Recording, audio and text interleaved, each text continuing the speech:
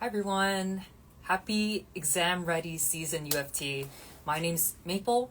I am a first year PhD student in adult education and community developments at UofT, and I'm also the curriculum coordinator for our peer programs here at the Center for Learning Strategy Support, or CLSS for short. And my name is Mecca. I'm a second year master's student in the higher education program at UofT.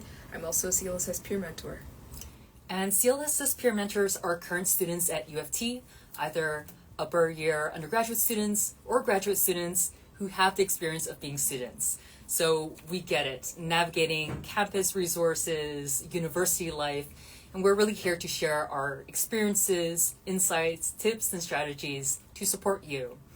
We have peer mentor appointments as well as workshops around topics such as how to take notes, or how to schedule, or looking at how to talk to your professors and other things. We're really here to help you, and you can find our appointments and events at Folio. Yeah, and today we're on Instagram Live to answer some of your questions, so we look forward to that. Thank you for tuning in. If we don't get to your questions today, you can join us at today's Night Against Procrastination, which starts at 5 p.m. in person at Robarts Library and online. All right, so let's get into your questions. Don't forget to save any new questions for the end. We'll get to them then. So question from Love Cole 71, how do you actually study for a multiple choice exam? Yeah, so that's a great question. UofT has a lot of resources regarding old exams, which is a really good way to kind of practice and get familiar with the content. You can either look through the UofT libraries or the Arts and Science Student Union. If you are an engineering student, you can also check out the school. You can try out one of these exams and see how you do. If there's anything that you're unfamiliar with, you can create a list of things you'd like to kind of go over a bit more, and you can get familiar with the types of questions that will be asked going forward. If your course is not listed online, you can also create your own practice exam using Microsoft Copilot, which has an agreement with the university to protect intellectual privacy and property, and then you can use that to kind of generate your own practice questions to go through. Right, so we'll go on to the next question. We often get asked, how can I test what I've actually learned and remember everything that I'm studying? Yeah, that's a great question. One thing I suggest is trying to teach the concept to someone else, providing a real-life example to really reinforce understanding. If you can explain it to someone else clearly and they understand it, then chances are you know the concept, and explaining the material in your own words can really help to reinforce that learning. It can also be helpful to create actual flashcards. So you could use physical cue cards, or you can use apps such as Quizlet, which can help you to format it in a multiple choice format. And if you need extra supports, then many faculties and departments run aid centers and tutoring. There's also the UofT tutoring directory, which allows you to search for a tutor by course code. You can find all of these resources at uoft.me/find academic resources. Now, the next question, it's almost the end of the semester. Is it still helpful to talk to profs and TAs? Yeah, I would say absolutely. It's never too late to talk to some of your professors, your TAs, or your course instructors. They want to see you succeed, so feel free to drop into their office hours, ask any questions about final assignments, any course concepts that you'd like to clarify before the exams. This is a great opportunity for that. And if you're not able to go to office hours, be sure to check out if there's any review sessions run by your department.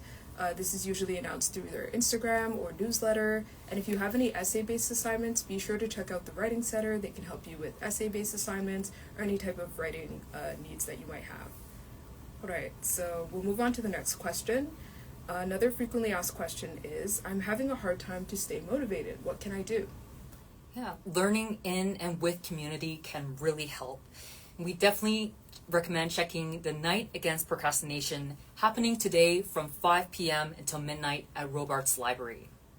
You can get work done, de-stress with activities, and connect with other students. And for more information about the Night Against Procrastination, you can visit uoft.me/nap. That's NAP. Another option is joining a review session with your classmates. The CLSS has an amazing group of volunteers who run the study hubs throughout the year. And the hubs are 2-hour study sessions where a mentor helps you to set a realistic goal at the beginning of the session and checks in with everyone near the end. This can really help with accountability and getting things done. And if you would like to learn more about study hubs, then you could visit uoft.me/hubs. And on that note, you can also try out the Pomodoro method yourself, which is something we use in the study hubs. You can either do a longer version or you can do a shorter version where it's like 25 minutes of work, a 5-minute break, and then 25 minutes of work again. Our study hubs use this technique to help students kind of stay motivated and to avoid burnout. And you can also learn more about this and other tips at uoft.me/CLSS exam tips. So that's everything we have prepared today, but we would like to throw it to you, the audience, if you have any questions. We don't have any new questions right now, but feel free again, if you're here, see a couple of folks who are listening, to drop any questions in the chat. But one question for the both of you: what's been one of your favorite study tips to get you through exam season? So for me, I actually do like using the Pomodoro method quite a bit. It helps me kind of stay on track, especially since I'm someone who gets distracted if I have a very long period of work. So sometimes breaking it up even into like a 15-minute work period can be very helpful just to get started. I also like to use the just 5 minutes task, where you kind of tell yourself you're just going to get started for 5 minutes, hypothetically, and that usually gets the ball rolling for you to get work done if you struggle with procrastination. Yeah, those are really great tips. I really love working with my peers, and there's something that we do run every term. It is ending this term soon, but it's called Queer Study Buddies, and and the facilitator for that. I love just being with other students, where you can see everyone working at once. It's really motivating just to be there and to open up a document and finally get to it. So I think that is something that I often use, being with community. One question we have here is, how do I manage distractions and multiple commitments? Any advice? Some things that I think about in terms of distractions is using SMART goals. So in terms of SMART goals, it's something that is specific, measurable, achievable, that is rewarded and timely. So looking at what I want to do specifically, but then breaking it down. So if I have, let's say, a major final paper that's coming up, then even just opening up that document, like what is realistic for me in this 1 hour frame or 2 hour frame? Maybe that is just typing a paragraph. That really gets the ball rolling. And then thinking about like what excites me? Why do I want this done? And for me right now it's, hey, I really want to hang out with my friends. And if I get this done, I can hang out with my friends. So I reward myself. And then having those steps in place just helps me a lot.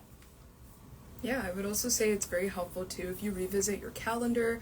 I think sometimes during final season we kind of forget to update like what we're doing and kind of figure out how we can fit in all our commitments, whether that's personal life or academic things. So kind of just revisiting your schedule and figuring out maybe where you can put study spots in between your other commitments can be very helpful too, to make sure you're on track and making time for everything that you really value. Amazing. Thank you so much. That's all that we have for the extra questions. I'll throw it back to you guys. Yeah. So thank you so much, everyone. And we, again, really hope to see you at tonight's Night Against Procrastination at Robarts Library, 5 p.m. until midnight. We have a lot of activities both in person as well as online. Yeah, and again, if you're looking for more resources or any learning support during exam season, be sure to check out uoft.me/CLSS for the full list of supports available. Thank you for joining us. We hope that you have a great rest of the semester. Take care for now.